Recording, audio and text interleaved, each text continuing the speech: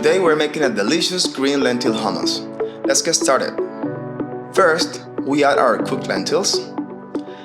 Next, a scoop of creamy tahini. Throw in a few garlic cloves for a nice flavor kick.